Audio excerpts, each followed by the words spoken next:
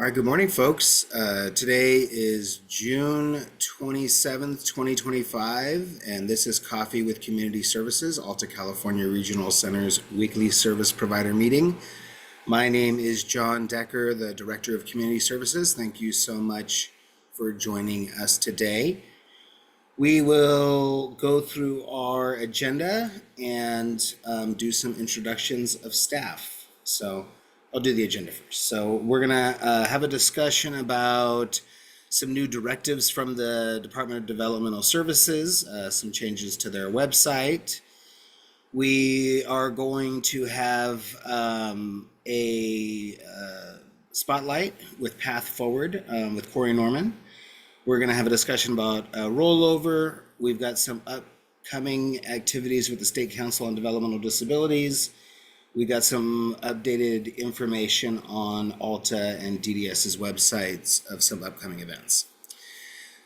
For staff this morning, good morning. We have on Shauna and Alejandra and Tom from Community Services, as well as Boyd and Ethan and Christine and Marty and Dan as well. Good morning. And we've got our manager Jordan on, and from Client Services, Carol Wilhelm, good morning. And from Community Services, I see Jessica and Brandy and Sammy and Christy and Jaslyn, and Christy Owasa is on as well, and Beverly, and our manager Michelle Duchesne is on. Good morning.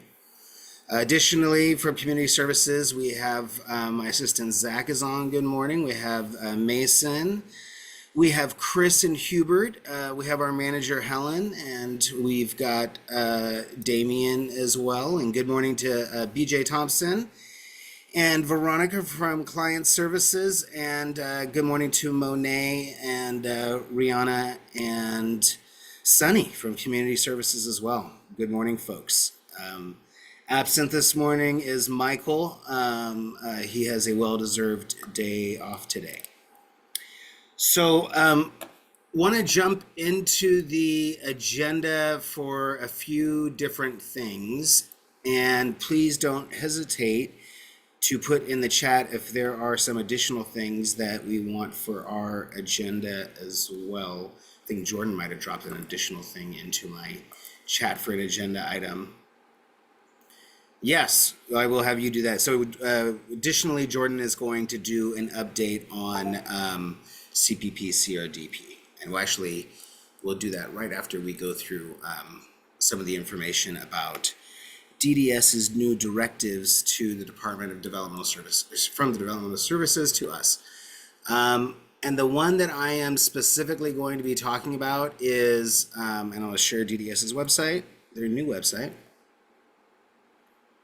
Uh-oh. One moment here. Let's see. Are we seeing DDS's website? Not, but yes, we are. All right. The new website? Yes. Okay. So DDS has changed things around a little bit. And so we'll orient ourselves to the website now as it exists here. So the calendar is still up here. So you can see the full calendar of DDS events. And then also on the front page, I see that they also have their important upcoming events.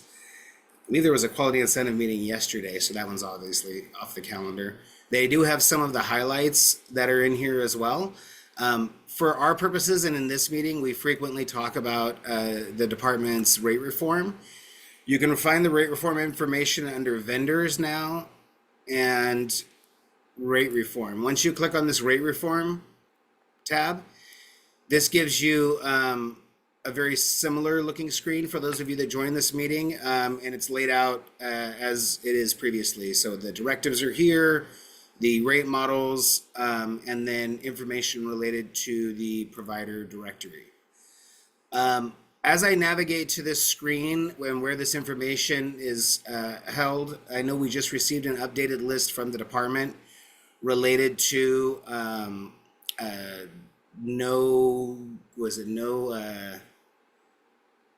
not the no contact list, Michelle. What is Not the started. Started list? There we go. Oh, DDS and their naming conventions has been really fun with this.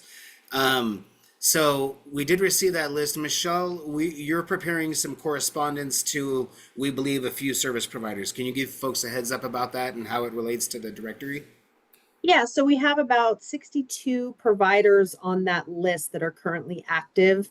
And we are sending out, you should be receiving a letter no later than Monday, just advising that you are still on that list and the department is requiring us to suspend all billing. So what that means is that we are required to do that until we have validation from the department that you've completed all steps needed within the provider directory. So keep an eye out for that. Like I said, no later than Monday. And please get on the provider directory. There's a link attached to the letter that you can access and connect with them. I will add too, sorry, John, if you are on the not started list, you have already received a link and a password to be able to access that. So you should have that. If you have questions, if you've lost the link, please reach out to your specialist because we do have the link for that portal as well. You'll just need your password and login. We're down to a really small number of these, and I do want to just really, we had a full court press to ensure that we got all of the service acknowledgement forms done, and I'm very proud, that we got to the 100% on that. We also recognize that the department has indicated that they're doing a billing cutoff, though, for those that have not done this last steps in the provider directory. And so I just want to acknowledge the work done by you as service providers to all get yourselves in there. But I really want to acknowledge the work of all of the folks in community services. I think at our regional center, we have gone above and beyond. I think we even may have sent a notice out to the entire state of California that they needed to get into the directory on accident. But that being said, the accomplishment of you as the providers is definitely recognized because you're not going to get your billing cut off. But it is very frustrating the extent to which that things like this are tied to the QIP. And now we're going to be kind of shifting to some more discussions about QIP and also accessibility of rates. So I'm going to go to regional centers here now, and because I don't see anything in the chat, I'm going to just go over to where you can find the directives to regional centers. And I just want to give an overview as to why we're talking about this, because there's going to be a lot more discussion about this in the future. But the Department of Developmental Services, with the implementation of the rate study, has made modifications to the health and safety waiver documentation that is required for, that is required to submit it. And so with that, the normal practice is that we do have a health and safety waiver specialist here, Norma, who works under Jordan, that does a really fantastic job in getting these put together. But as we say, with the implementation, for example, of the new supplemental staffing rates at like $30 an hour, that wiped out like 75% or more of the health and safety waivers.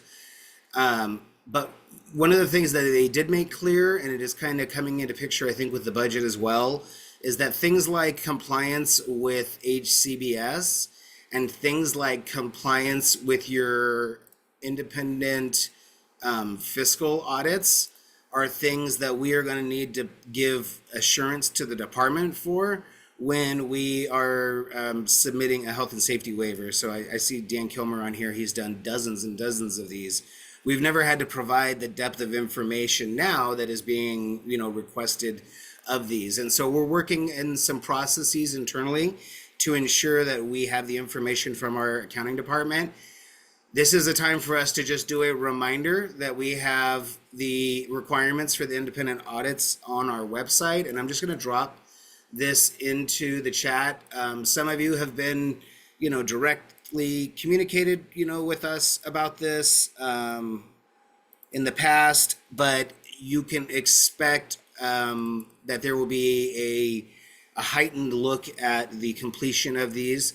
One thing I will note in this, this is the what's been on our website for years, what I dropped in the chat there, is that there is an exemption process that is available. My understanding is, and you guys are welcome to clarify it for me, but even for an agency that is billing right above the $500,000 threshold, you could be looking at a $15,000 to $20,000 expense to do one of these types of audits. And so just want to make sure Folks are reminded of this provision. You can find where in the Welfare Institutions Code this is outlined. It's directly in here too, and there's also a link for those that are maybe requesting exemptions. But just please recognize that that is going to be part of our processes moving forward when it comes to health and safety waivers. And as I said, I believe that there are some additional provisions related to the quality incentive tied to HCBS compliance, audit compliance, independent fiscal review. So just wanted to check and see if anyone had any questions about that. Hopefully it's not a big surprise to service providers that have been working with us and billing larger than that amount, but wanted to make sure that that got out there clearly to folks. The other directive, let's see if I can find it here. I think I can find it. Here we go. The other one that came out after Coffee with Community Services that I want to touch bases on, and our Director of Client Services, Michelle Johnson, is on here too, so she could certainly weigh in on this as well. But we had heard a preview that it was going to come out when the department issued information related to those that have a heightened concern about being out in the community, possibly related to the status of their immigration status. And so with that, there was some operational flexibility that is built into service provision that has been allowed by the Department of Developmental Services. And due to the kind of the nature of it, what we discussed was that, on an individual basis, service coordinators may be able to identify these issues. And if it is identified, that an individual, for example, like says, hey, Pride Industries, I really want to do everything remotely right now at this time. Can you accommodate that for us? Then we would hope that the service coordinator you guys would be okay with them reaching out with you directly. But certainly you guys can contact community services, your specialist, if you needed to. We don't know the number of individuals that this is really going to impact. Michelle, any other guidance or anything else we wanted to share with providers about this? We did want to make sure that you do know that if you do run into any issues, questions about it, you're certainly welcome to contact your community services specialist and certainly the service coordinator that is working with the individual. Michelle? Thanks, John. Any providers that get calls from families or clients that are being impacted, I would say please direct the family to call their service coordinator. And you can also feel free to call the service coordinator on their behalf, just to give us a heads up. But we definitely want to engage with them to figure out the impact, and then again, look at how the regional center can support them during this time. So please direct the individual client or family, and you can also contact the SC, and we will, we're here to walk through the process and see how we can best support them. Sorry, I was at the ARCA Community Services Directors meeting yesterday, and there's certainly an impact being felt in the Los Angeles area regional centers right now. And there is some families that are dealing with a loss of a parent, for example, and there may be housing issues that are tied to it as well. So that's just one of the things that we were also prepared for, is that if there isn't some emergency housing needs, there's some provisions that the department has made for the regional centers to support that, at this time. Jay? I just are there any legal supports that the regional center is able to help individuals out that are? I will tell you, I appreciate that was a question that came up yesterday to the whole ARCA group that was actually asked to be shared. So I will find out if Lori got a follow up from that, because that was a request that was made to ARCA, is if regional centers had. Michelle Johnson, do you know if, other than, I know we've got legal services in Northern California that we have that direct relationship with. I think we have not developed any other direct legal support resources at this time. I'm interested, I know we don't have Coffee with Community Services next week, it's 4th of July, but I'm interested if any of you all have any suggestions in this area. Shoot an email to Michelle Johnson and CC me on it, please. If you do have any suggestions in this area as to emergent legal supports that might be available for individuals. Thank you. All right. So the next thing I would like, oh, sorry, now I want to, we will jump over to Corey and take it away, Corey, for your spotlight. Path forward. Awesome. Well, thank you for the opportunity. Let me see if I can get my. Can you guys see the presentation showing up okay? Uh-oh. Not quite Right, yet. yeah. Uh-oh. Hold on. One sec. Share.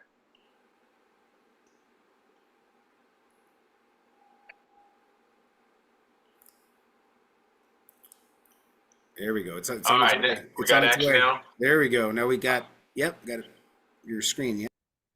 Get my pop-ups out the way here. Okay. Think we're looking good now. I want to thank everybody for the opportunity. I just want to introduce myself. I'm Corey Norman, director of Path Forward, and this is my baby. So just to kind of get into it, we're helping our clients bridge the gap from dependency to autonomy, obviously, at our ILS agency. Our mission is, we're feet and stone on this, and we're assisting individuals to achieve a greater sense of independency, autonomy, and quality of life by teaching them the skills to be productive, self-sufficient members of their community. We're providing our clients with a comprehensive, personalized program designed that will help them reach their fullest potential for independent living. But a little bit about myself. I'm from Oakland, California. Came out here to Sacramento in '99 to attend Sacramento State University. Stingers up.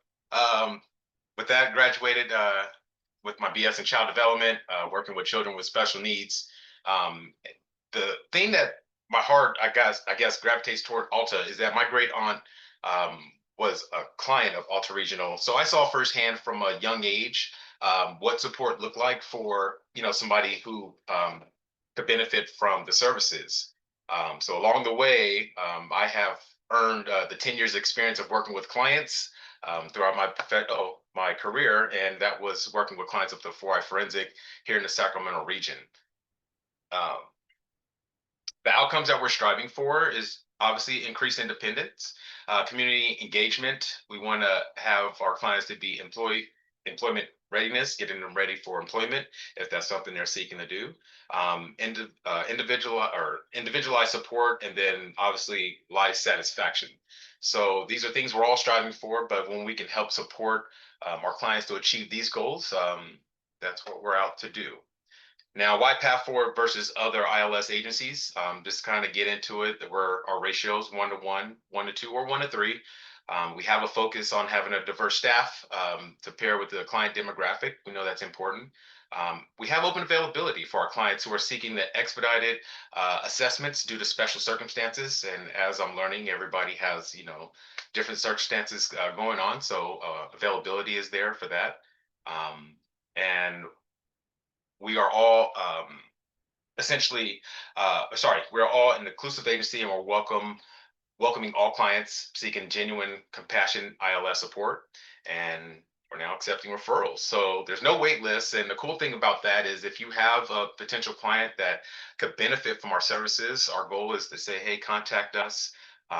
You can, of course, reach me via email, phone call, whatever floats your boat. But we just want to get our name out there and let you guys know who I am and what we're trying to do for the folks in our community. And that's where we say any questions. But ultimately, just want to say I appreciate the Friday Coffee community. It's a huge benefit to connect. Awesome. Always amazing to see another Sac State alum, like many of us here. Can you drop that your email also in the chat too? Yeah, certainly. Just if folks want to. Cool. Thank you very much. Absolutely. All right. Any other questions, folks? No? All right. Thank you.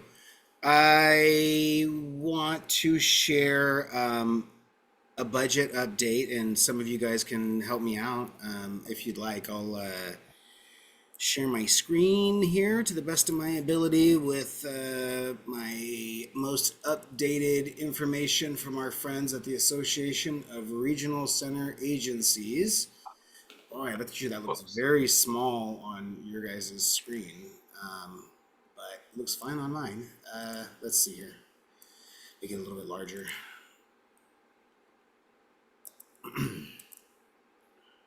Boom. Look at that. All right, so Assembly Bill 143, Developmental Services Budget Trailer Bill, Parental Fees for Children Living Outside the Family Home are ending. Provider community beginning the 26-27 fiscal year where provider is to be compliant with EVV, home and community-based services, and applicable annual fiscal reviews and audit requirements as a condition of eligibility for the Quality Incentive Program. So I just went over that information with you to remind you about your responsibilities, at least for those independent audits, but that's beginning 26-27 fiscal year.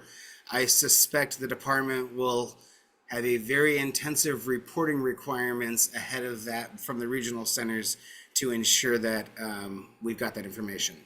Additionally, there's a shift, you've heard about this already, the shift of the expiration date for the hold harmless policy to end February of 2026. As it relates to the self-determination program, it establishes participants' individual budget, which is generally based on the services authorized instead of being based on purchase of service expenditures. It also requires a regional center to certify that participants' spending plans satisfy certain criteria and requires the department to establish statewide standardized processes and procedures for the program with community input. Lastly, it requires the department to define cost effectiveness for both traditional services and self-determination. I am going to click view this online and I will drop this in the chat for folks if they would like so that they can view the link. Oh, yeah, there we go. Copy that and I'll put it in the chat for folks. So I will just check in real quick.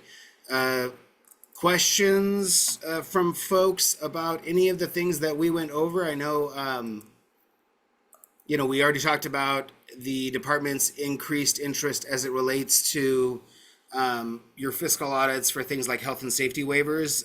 But again, I just expect that, especially with the new service provider directory that is being developed and how we're going to be using the service provider directory for standardized vendorizations, there's just going to be a lot more transparency on the department's end about how updated all of these documents are with different service providers. John, it So- looks like there's a question in the chat from Lindsay. Yeah, let's see. Lindsay in the chat. I lost my chat screen. What is service providers in terms of making audits public, or where would be a good place for me to look into that? What is required of service providers in terms of making audits public? I don't know that answer. I have a feeling that once you do your independent audit and submit it to us, it probably could be released to the public, the PRA requests on our end.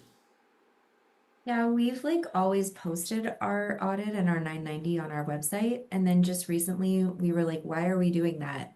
And so I was just wondering if there was a requirement that has just been lost in our collective memory. I've got the law up here that talks about it. I don't know that it says you have to specifically, but just know that this is all a fantastic opportunity for us to get reacquainted with what these requirements are, because we know that the department's going to be looking really closely at these things. And then for my staff, just knowing that, they're going to be doing a lot of this through the service provider directory. And so I think on our end, it'll actually be a lot easier to kind of keep track of some of the things through the reviews. Things like the biennial file audits, where every 2 years we're going through and making sure that everything is still up to date. A lot of that stuff is now going to be tracked through the service provider directory moving forward when it becomes part of how we handle vendorizations.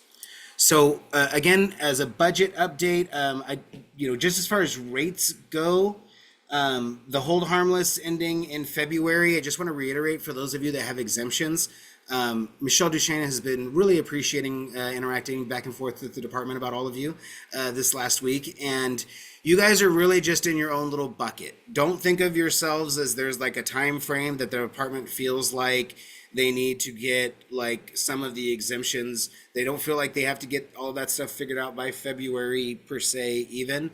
You guys are just off to the side. So your rates are kind of frozen until the department makes a determination for all of those that have active exemption requests.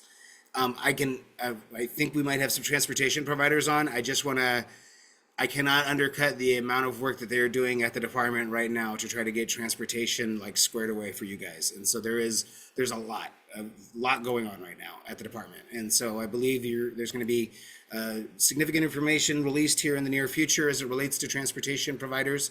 But I know those rates are some of the larger held harmless rates that exist, and therefore are ones that really speak to the need for a rate fix still to the methodology or to the amounts. Okay, so budget, we got a little bit of a look at DDS's website changes. We are gonna be connecting, as I say, with our accounting department. Michelle's kind of getting a temperature. She's gonna take the temperature right now of how we're doing with our independent audits, and then we'll come back and we'll do probably a provider advisory committee discussion first of the new like 2026, 2027 QIP requirements. And then we can also share about the health and safety waivers as well as it relates to the independent audits. And we'll kind of go over all of that stuff. We'll see if we need to update the information on our website for independent audits as well. A reminder, July 4th, we will not be having coffee with community services, and we will be reconvening after that, and we should have a signed budget by then that everyone will be aware of. Some of you, again, you guys are really involved at a statewide level and know this stuff better than I do, but what is coming together with the picture is that this is a budget that may be something that sticks around for the next month or so, but we may well be right back in budget discussions like possibly before September, and based off of whatever the status at the federal level is with the budget. And so I don't know if anyone is interested in expanding on that any further, but my understanding is that's kind of in essence what we are expecting here is that, the budget will get signed, but there is a high likelihood that there may be some revisions that are coming. Would you guys say that's fair for anyone that seems to be? Jay shaking his head. All right, Andrea, you guys are giving me confidence. Okay, good. All right. We have a message from accounting, and I will say this on behalf of I see Carol right there, longtime case management supervisor. It's rollover time, Carol. And every year we tell vendors what? We tell them, please don't provide services unless you have an authorization in place. However, that being said, the first week of July can get a little challenging sometimes with rollover. And so we're rolling over our purchases. We are diligently going through to make sure that we have them all done. This is a time where you can reach out. Michelle, right? In the past, we've said if you have any questions about an auth, you don't see it there, you can reach out to your service coordinator related to that. But I just want to note that this is rollover, and I do recognize that it is not uncommon historically in the first week of the new fiscal year for there to be some delay in the transmission of these. I think that's fair. But please, you can reach out to service coordinators. And there's an elevation that you can do as well to talk to managers and to the associate client services directors and the directors of client services if you need some type of assurances, especially if there's some situation that you need some clarification on. I want to touch on, I know we talked about kind of there's some federal advocacy opportunities that have been occurring. And so I wanted to just touch on and acknowledge you guys, because I know a number of you folks have been part of this. So they did put a press release out from the State Council on Developmental Disabilities. And some of you participated in the presentations that were done by Aaron Carruthers. I know Lori and I had an opportunity to be in a couple of them, but it sounds like an amazing amount of voices and stories were able to be shared. And so I really want to acknowledge that and appreciate those of you that took the time to do that and talk about the impact as it relates to Medicaid funding. As I say, that is going to be something that is upcoming here in the upcoming weeks and months as we look at how the budget comes together at a federal level. Additionally, I think you as service providers have a special, and those you regional center staff that are on here as well, have a special lens into looking at existing laws and regulations that exist within the state of California, and we'll just talk about laws specifically. So I do want to share that the State Council is having their upcoming 5th annual, There Should Be a Law contest. Let me share my screen here real quick. And so have you ever had a problem and thought that there should be a law to fix it? Let me see if I can make this a little bit larger for you all. Make it really large. State Council on Developmental Disabilities, 5th annual There Should Be a Law contest. Anyone can enter, send your problem. I know of a Alta staff person that submitted one. As well, but past winning ideas, strengthening plain language used by governmental agencies, more mental health supports, conservatorship reform, making fair hearings fair. And so you can see the contest is going to go from July 2nd through the 18th. And I will copy the hyperlink and drop it into the chat from folks. Oh, I thought I was. Nope, maybe not. Well, that's weird. I don't know why it's not letting me send it. Well, we'll have to, maybe we'll get this forwarded on to you all, but or go to State Council's website and you can find the link right there. But just wanted to encourage people to do that. I know at Alta California Regional Center, we were super excited last year because our Coordinated Future Planning Initiative got rolled into AB 3291, I think it was, whichever it was. And we were able to see caregiver succession planning, become a statewide law. So would love to see something that you all come up with as service providers with your special lens into the issues that go on with clients and their families. I'm going to jump over to ACRC's website and our calendar real quick. Talk about, we've got some kind of exciting upcoming stuff. I guess we have probably one of our members of our planning committee on right now. I know I'm here. Share, whoops, that's not the screen I want to share. Let's see. Are you guys seeing Alta's website? Yet? No? Not yet. We Not just yet? see your screen, your main Uh-oh, screen. I don't want to do that. Let's try that one more time. You have no idea what kind of stuff could pop up on here. It goes on YouTube. All right. John, I just want to make sure we give an update on the sign up for the open house and micro enterprise as well. Yep, that's where we're going to go next. So the first thing I'm going to do is I'm going to go over to our events and calendar, and we're going to get an update from Michelle Duchesne on our open house and micro enterprise fair.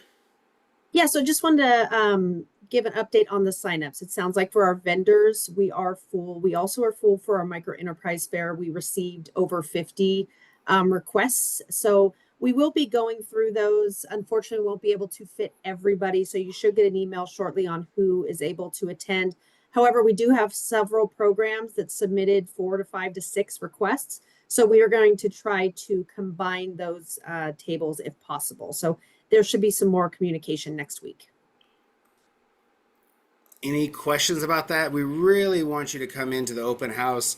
We've got a lot of fun activities planned. We're going to have a band that's going to be playing. I think we're going to get the band this year.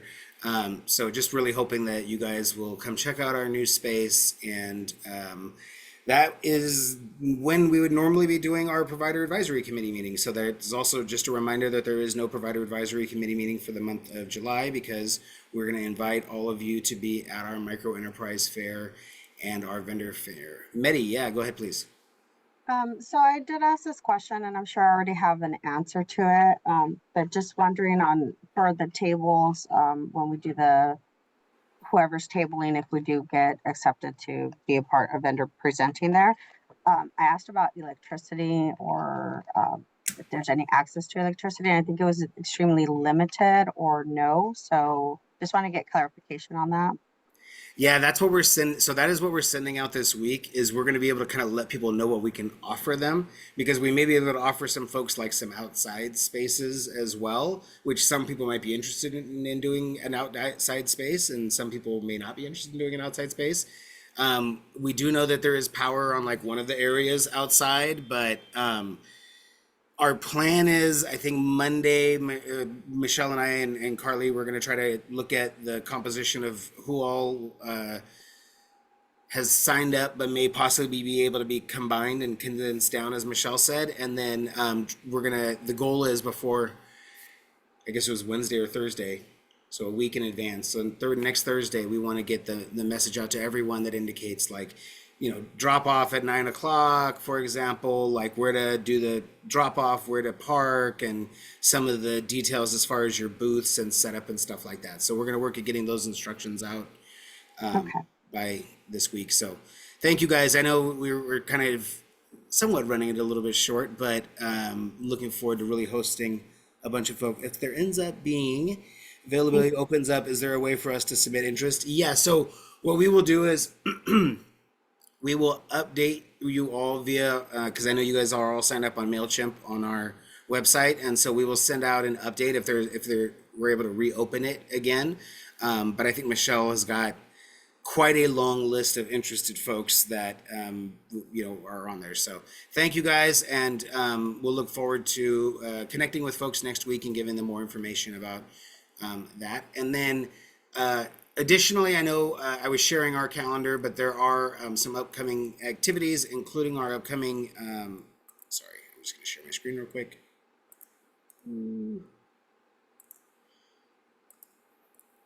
Here we go. So upcoming activities, I know that we talked about adding, these things like the Neurodevelopmental Disabilities Conference. The upcoming community meeting is going to be on August 6th. That's, your opportunity to hear from our executive management team on a quarterly basis. And so I think our last one, we had quite a few people that joined in, which was really nice. So I'm hoping that we continue to have a lot of folks there for our upcoming community meetings. Jordan, we don't have it on our website quite yet, but you did want to give folks a preview of something that's upcoming here very shortly, right? Yes, it is, right? So it's that time of year. We're doing our fiscal year change, and we have to reach out to our stakeholders to see what they feel are the most important development updates for our community resource development plan for 25-26. So this week, my team has been working with our training department to create the Google survey tool. It will be available in both English and Spanish. And John, we plan on sending that out on July 1st.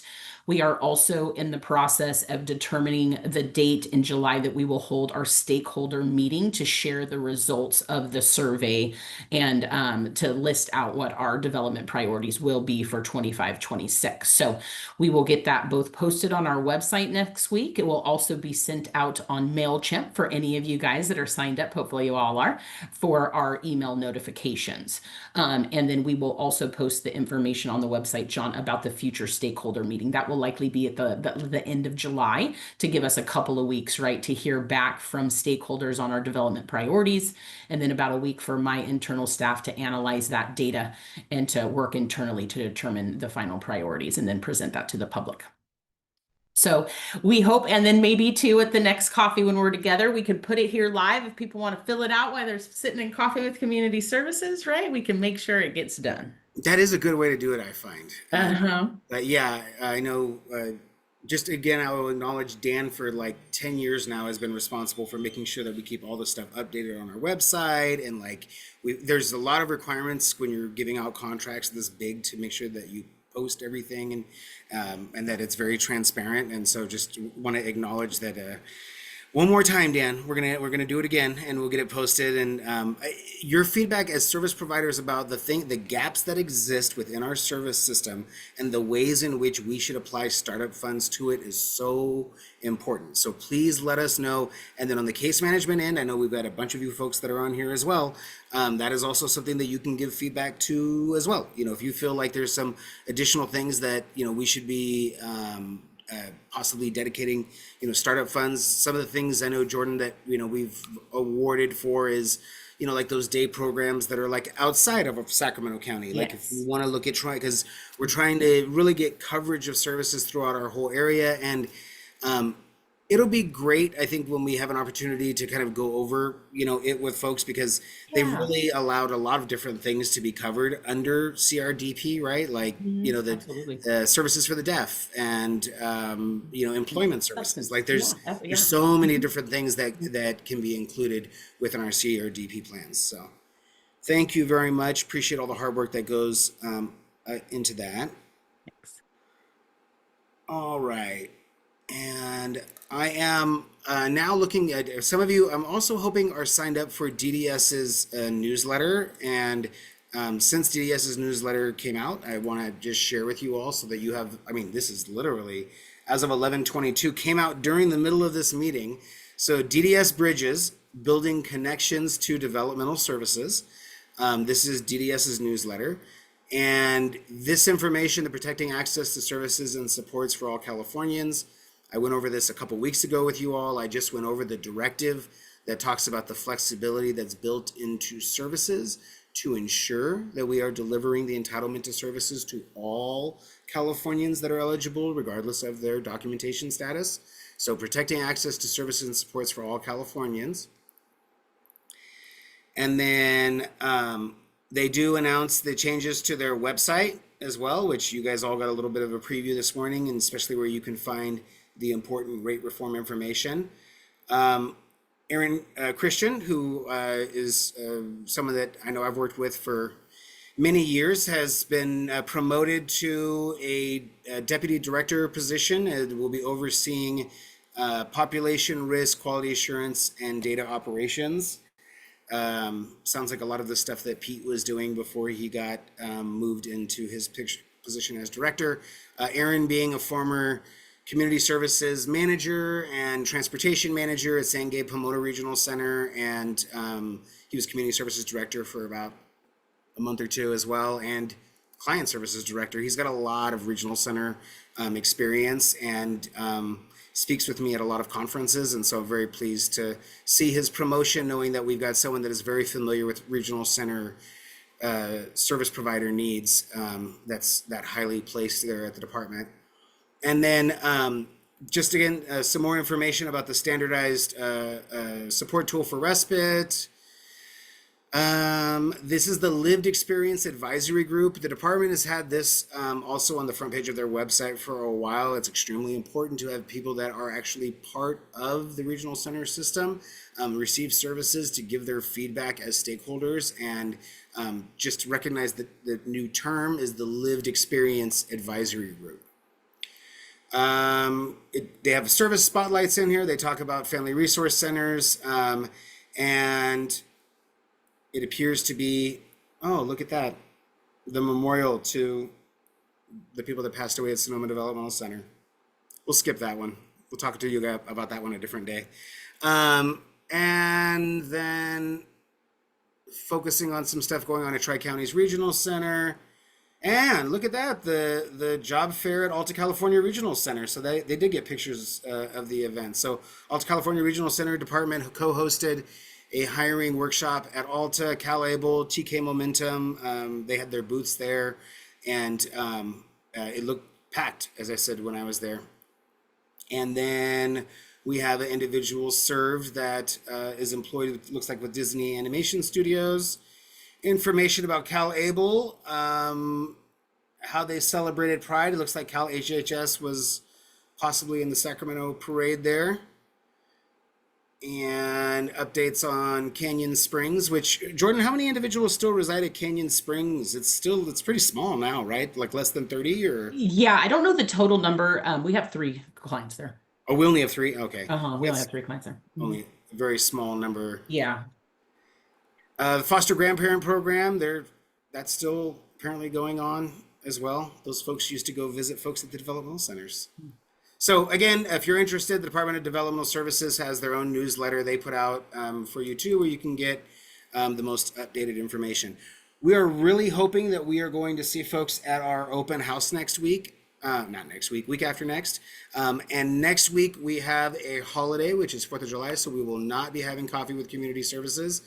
Again, if you feel like there's any type of billing interruptions that are going on, there's some type of issues with e-billing, please reach out to your community services specialist. Like we we know you have your fiscal specialist. I think just right now, while we have the service provider directory and some of the stuff going on with e-billing, if you feel like you might be affected by this, especially if there's some communication you've been having with DDS, just loop in the community services department. We'll still end up talking to accounting department and the fiscal folks, but getting us involved, your assigned community services specialist, they can get Michelle or Helen or myself or Jordan involved if necessary. Outside of that, we will note that Scott is on vacation all next week as well. So Scott Barr is on vacation. So you guys can certainly reach out to any of the other 3 managers or myself during this time if you need anything, if you were working directly with Scott Barr on anything. All right. With Hey, that, I was. John. Oh, sorry. Any other things? Yes, Michelle.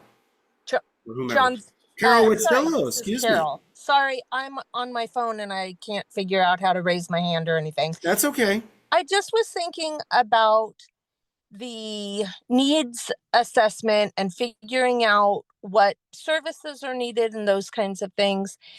And I feel like oftentimes those are like the gaps in what we know has previously been available, right? So supported living is a thing that we know, and we know if we don't have enough of it. And so we'll say we want more of that, right?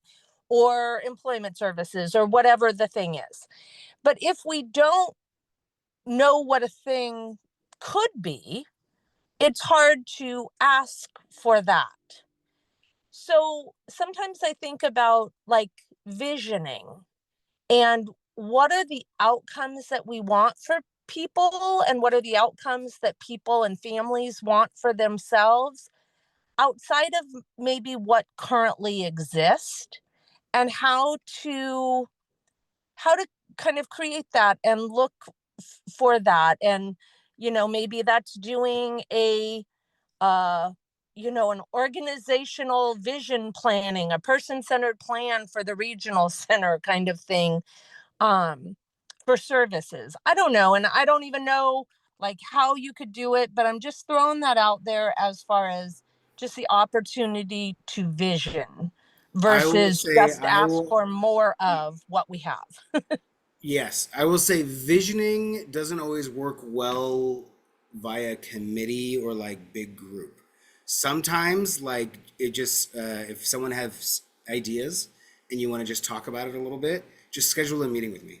Like I will help. Like I was just thinking, we had a little discussion about developing language access services similar to housing access services. Like, what if we had something that helped us ensure that we could have all of the language supports that were needed for individuals or something like that? What is there?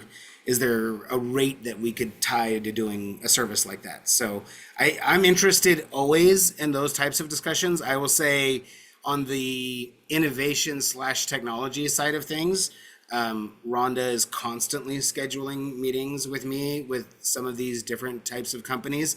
Those things don't always lead to CRDP contracts. Like one of them right now, is leading towards a like a LAC funding contract through language access and cultural competency. But yeah, I mean, or if the provider advisory committee is interested in having like a set discussion about like the development of innovative, like new and innovative service models or service, like I'm super interested. I feel like the provider advisory committee would be a better place to probably host that high level type of advisement to the regional center, maybe, or I don't know, but Yeah, or just maybe even a question on the survey of, and I think there usually is, but like that would help people like think that way, right? Don't just ask for what already exists, but like what are the outcomes that you want for you or your family member, and how could those be achieved in a different way or so? I don't know. Just thinking about yeah, Yeah, trying to I know get that they're info. finalizing the language that's going to go out there right now, and I know that they have always included the fill in the box, any additional service ideas. I think that's something like that. How do you guys word it? Any additional type of service or something like that. Yeah, But we can look at the wording too. Again, but yeah, we always, they can choose a development priority. We always use an other if they want to fill one in. We have a question about if they have tried to access generic resources unsuccessfully and what those ones were. So we kind of can see if there's, generic resources that we can either build relationships with or that we should be enhancing services on our vendor side because generic resources are not available. And then we have a question regarding if they have had any difficulty accessing like a specific service. So let me think about that, Carol, to see if there's a way that we might be able to reword one of those to kind of encompass your thought. or if you want to shoot like a proposed language, Carol, over to Jordan, Uh-huh. like something for us to kind of include in there, and then we'll have a talk with probably Michelle and Jennifer about it before we send it out broadly to the whole wide world. But since it'll look a little bit different, possibly. But yeah, I think that's great. Thank you for that. We need more. I mean, new and innovative ways of doing things are that is one of the tenets of the CPP CRDP funding. So, alrighty, Michelle Johnson, we can't hear you, but you're unmuted, which is weird. Can you hear me? I can't hear you. Can anybody hear me? Oh, it's so quiet. That's so weird.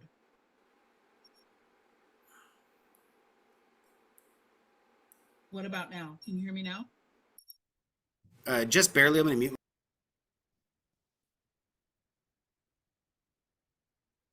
Give it Okay, what another about hit. now? Can you hear me now? How about I get real close? I think it's passable. Okay, so I just wanted to share with everyone that we are seeking input for our caseload ratios. I know Jennifer Bloom announced this last week during coffee. I'm doing another announcement today. If I could just share my screen real, oh, I can't share. So on our website, we have caseload ratios and the fact that we're seeking input. We met ratios in 3 areas and we didn't meet ratio in 3 areas. So we are seeking your input by July 11th is the deadline. And so we just, again, we are required to seek community input.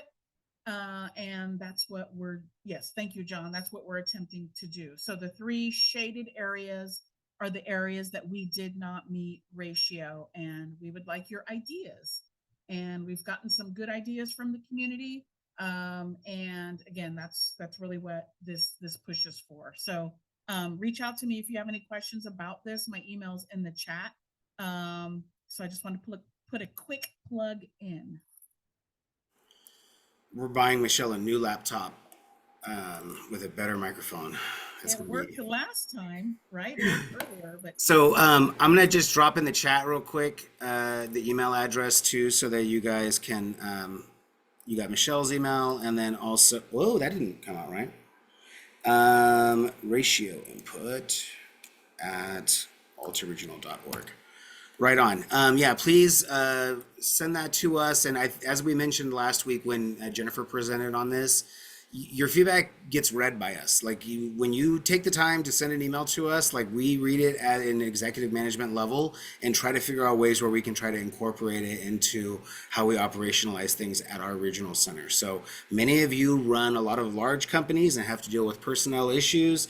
And many of you have worked with service coordinators for decades. So if you have ideas about our caseload ratios, as Michelle said, please don't hesitate to give us your feedback.